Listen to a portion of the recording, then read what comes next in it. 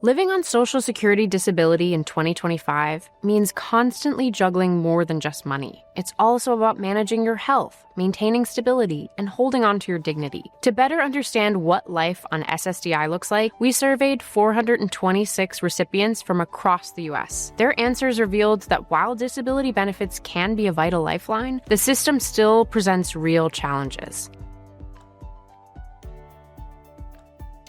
Let's start with the numbers. Our survey respondents reported receiving an average of $1,243 a month.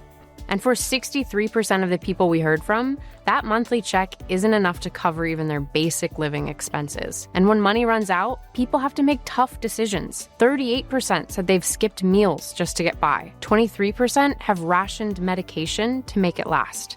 51%, more than half, shared that they ran out of money before the month ends. Many said they've considered going back to work, and not because they've recovered, but because SSDI just isn't enough to survive on. But here's the catch. Earning too much can put your benefits at risk. SSDI lets you earn some income, but the SSA's limits are tight. $1,620 a month for most folks, or $2,700 if you're blind.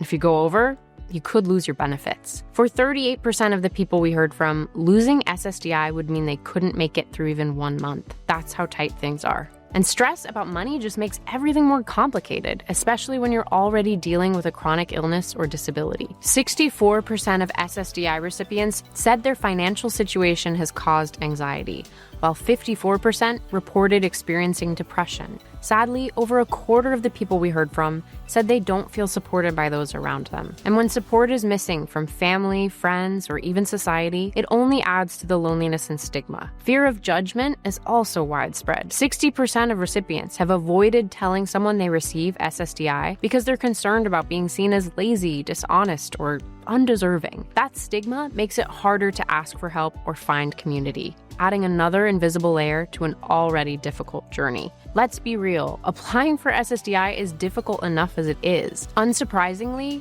many find the system confusing. With the paperwork, denials, and appeals, 3 out of 10 recipients described the application process as extremely difficult, while 45% said it was complicated, but still something they could manage. Only about 1/3, 34%, believed the SSDI system is fair. So, what could make things better? The top answer was speeding up the decision process, followed by more accessible language, better digital access, improving the appeals process, and reducing the number of required doctor visits. Another key issue that sparked many opinions is funding reforms. 30% of respondents said they'd support higher taxes to keep SSDI solvent.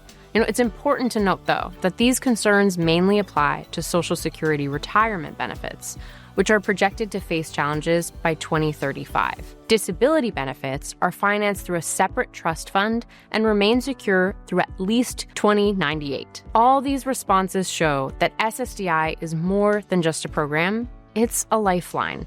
For millions of people, it's the reason they can keep a roof over their head and refill prescriptions each month. If you're considering applying for disability benefits, Atticus can help you navigate the process. And if you or a loved one receives SSDI and struggles to make ends meet, check out our video on additional resources and services that might help. So, did these numbers surprise you? Drop a comment below. We want to hear your thoughts.